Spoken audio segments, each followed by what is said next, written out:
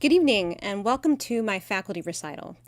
My name is Dr. Ann McNamara, and I'm the trumpet professor at Illinois State University.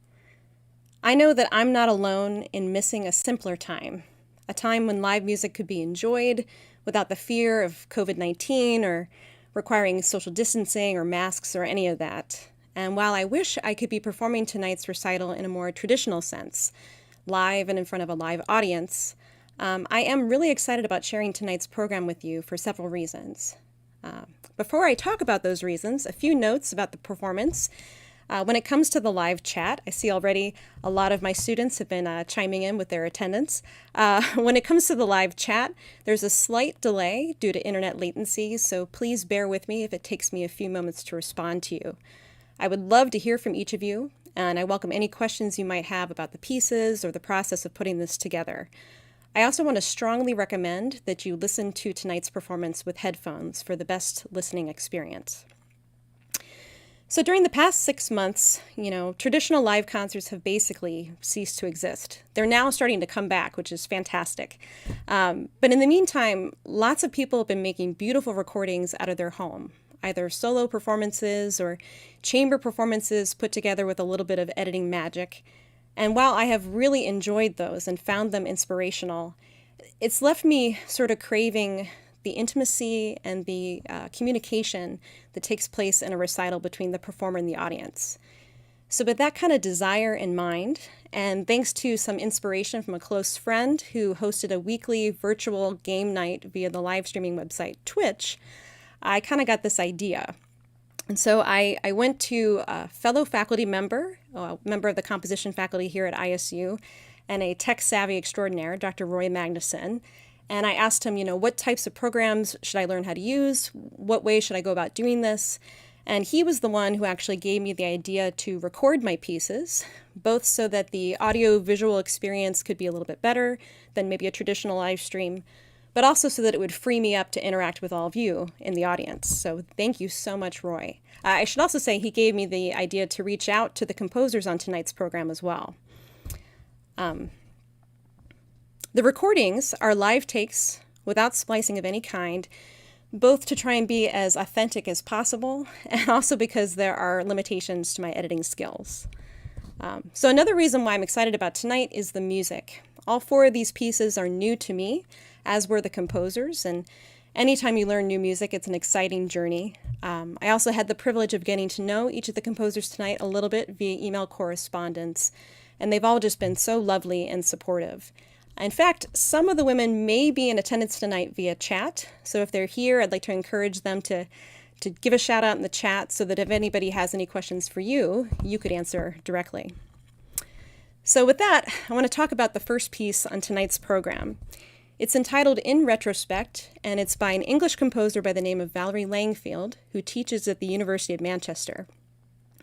In addition to composing and performing, Dr. Langfield is also a music scholar whose writing has been published in several publications, such as the New Grove Dictionary of Music and Musicians, and she has extensive experience in editing British operas for performance and recording.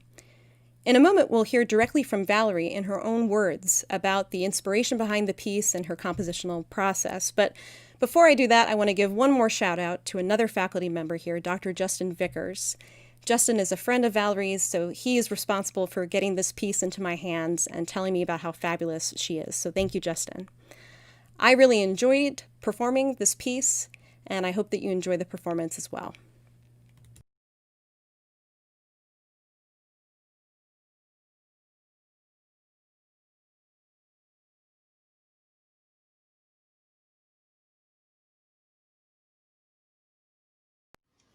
Hello, I'm going to tell you about a piece I wrote called In Retrospect. I'm Valerie Langfield, I'm a composer and I live in the northwest of England, just outside Manchester. A friend of mine, Will Morley, we were talking and he's a trumpeter and he was saying that he was looking for a repertoire for trumpet that's been written recently. And I've known him a long time and I've accompanied him a lot, so I know his sound. And we talked about it a bit and I said I'd write him a piece.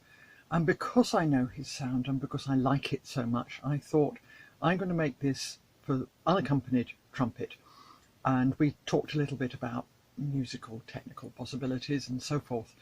And I asked him, Will, what note would you like me to start on? And he said E flat. So that's why it starts on E flat. But having begun that way, I then thought, I want that note to be, if you like, the core of the whole piece. So it starts with a melody, and I'm very interested in the way a phrase is shaped, how it's balanced. So I also like semitones, use of semitones, and their clashes. And is there a hint of major? Is there a hint of minor?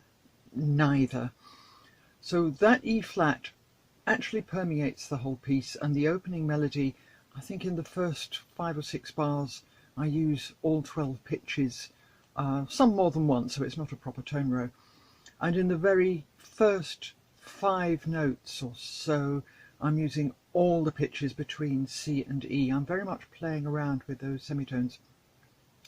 In the last section, it's in 3 sections perhaps rather than movements, but in the last section, right at the beginning, it's as if I'm trying to get up to that E flat and just not quite making it. So it reaches D time and time again, and it takes 15 bars. We finally get to that E flat, and that's the kind of thing I like doing. In the first movement, that opening melody, it forms, as well as the E flat forming the basis for the whole piece, that opening line is also seminal to the whole thing. It recurs, maybe just elements of it. I might invert it, I might reflect it. In other places, the outline notes of that melody appear, but being an unaccompanied piece, I was also interested in seeing what I could do to provide an accompaniment at the same time as providing a melody. So sometimes the notes of that first melody will appear, but there is an accompaniment that's going on at the same time, and that was good. That was good fun. That first section is really quite intense. The second section is very, very short, very lyrical, full of yearning, almost a sense of keening, of mourning. And then the last section, when it finally manages to get to that top E flat, it gets terribly excited and launches into the 6/8 compound time section, and then gets really quite frenetic towards the end. I thoroughly enjoyed working on it with Will. We discussed it a few times while I was doing it, and he's performed it and enjoys it very much, which pleases me hugely. I hope you like it too. The whole piece, it ebbs and flows. I hope you enjoy it. Thanks.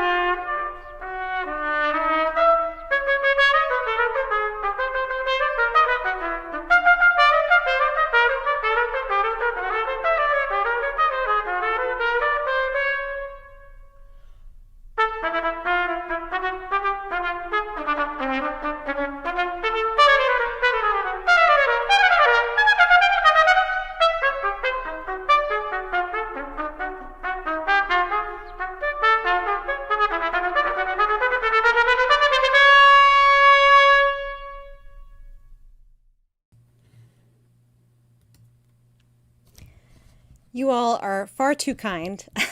As the joke that I always make, you got to be careful that you don't make a trumpet player's ego get too big. So all this love in the chat is very, very nice.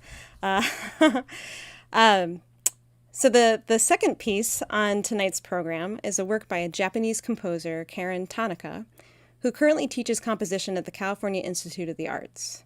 Just to touch on a few of her accolades, she had an extensive compositional career involving concert music performed by distinguished orchestras such as the BBC Symphony Orchestra and Los Angeles Philharmonic, just to name a few. She has also scored numerous short films, animations, and documentaries, one example of which is her work as an orchestrator for the BBC's Planet Earth 2. I really enjoyed working on this piece entitled Silent Ocean with one of our beloved collaborative pianists in the area, Momoko Gresham, who is here in the chat tonight. So if any of you have any questions about the beautiful piano playing, make sure you throw them her way. And it just so happens that Momoko graduated from the same university as Karen in Tokyo, but they just didn't go to school together at the same time. One production note in this video: one of my video cameras had a little bit of trouble with digital zoom, unbeknownst to me as I was recording, so there's a little bit of shaking in one of the camera angles. As we transition to our next performance, it's going to include some program notes that Karen wanted me to include in tonight's performance. Again, I really appreciate all the love that's happening in the chat, and again, if you have any questions about any of these pieces or about the composers, I'll do the best that I can to answer them. So without further ado, we hope you enjoy Silent Ocean.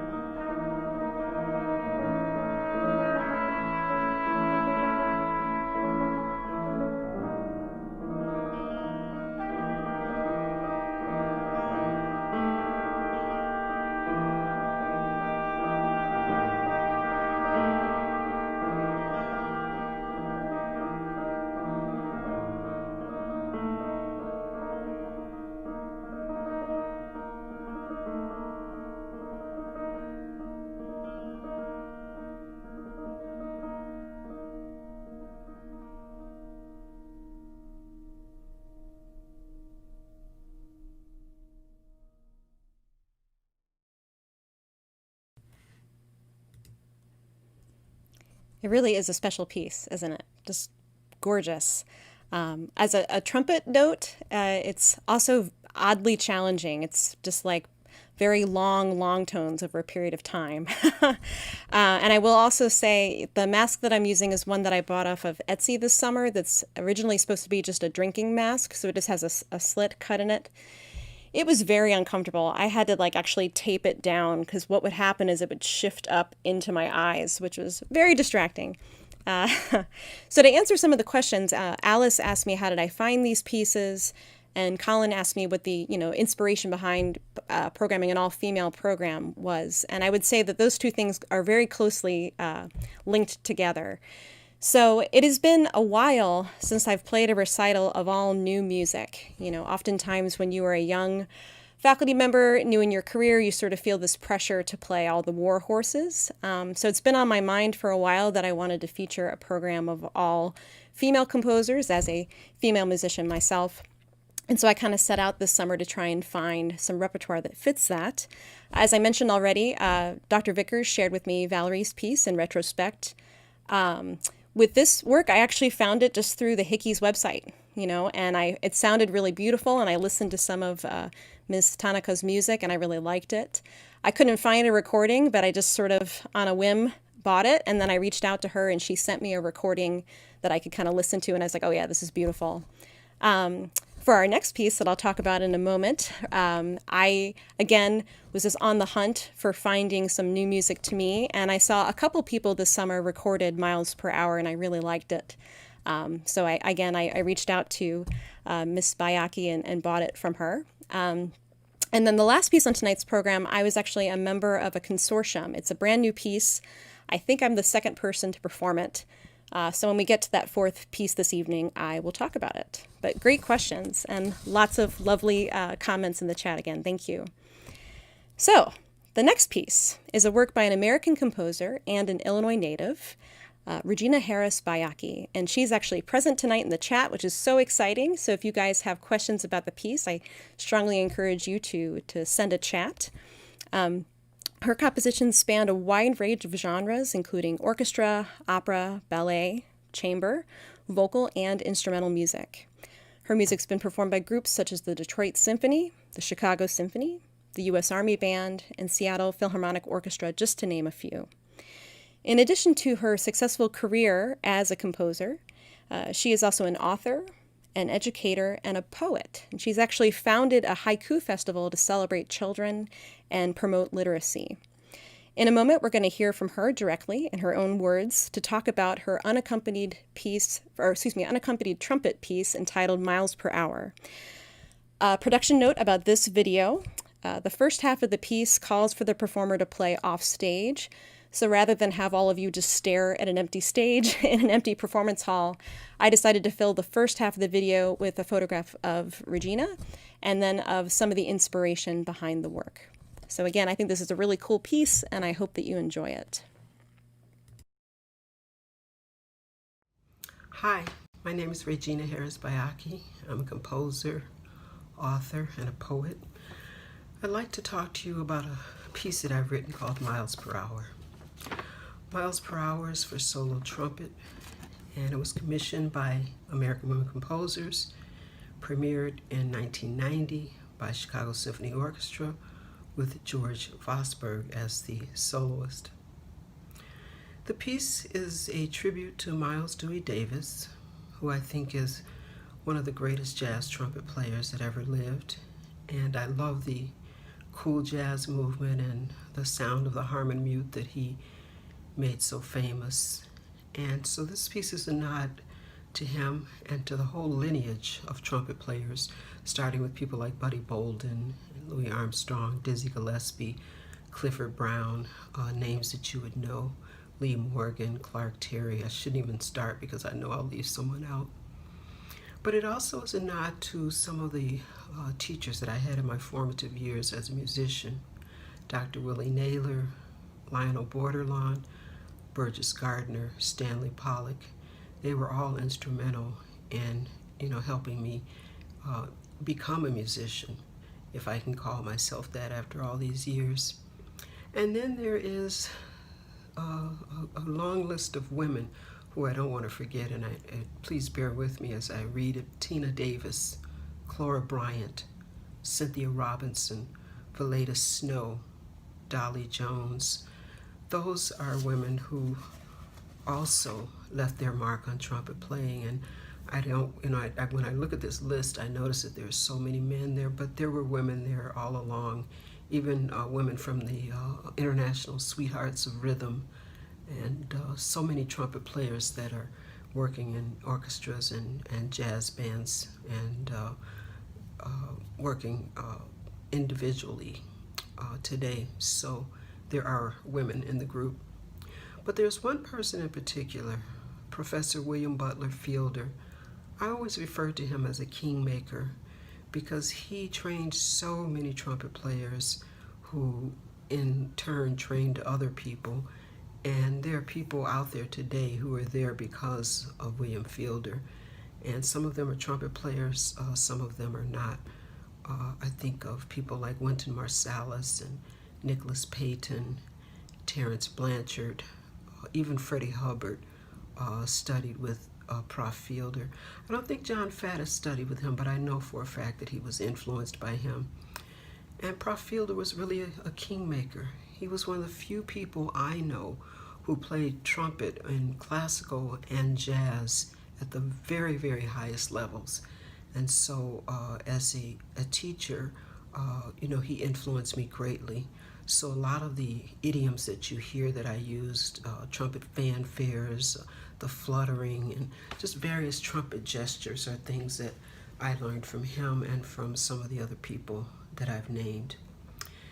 Dr. Ann McNamara does a wonderful job of performing my piece, and one of the things that I like that she does, she seems very comfortable co-creating the piece, and that's the greatest compliment that I can get as a composer, because I'd like to feel like I leave room, I leave space for the performer to bring himself or herself into the music, and that he or she will make it their own. And Anne does a wonderful job of that. So I ask you to sit back, relax, and enjoy Dr. Ann McNamara as she interprets Miles Per Hour by Regina Harris Baiocchi. Thank you.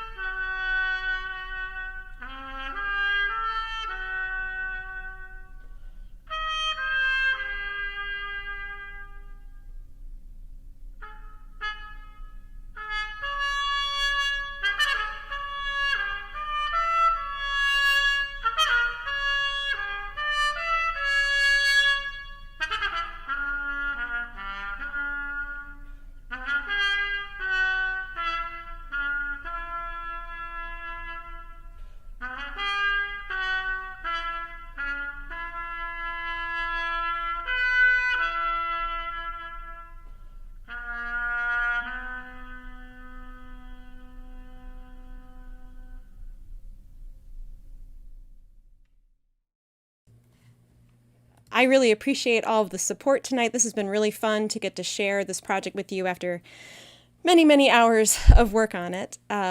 So I don't see any other questions in the chat, but I just want to say thank you again. Thank you for sharing your evening with me. And, remember to seek out new music and support some composers out there. Thank you so much again to our composers from this evening and to Momoko. Have a good evening, everyone. Good night.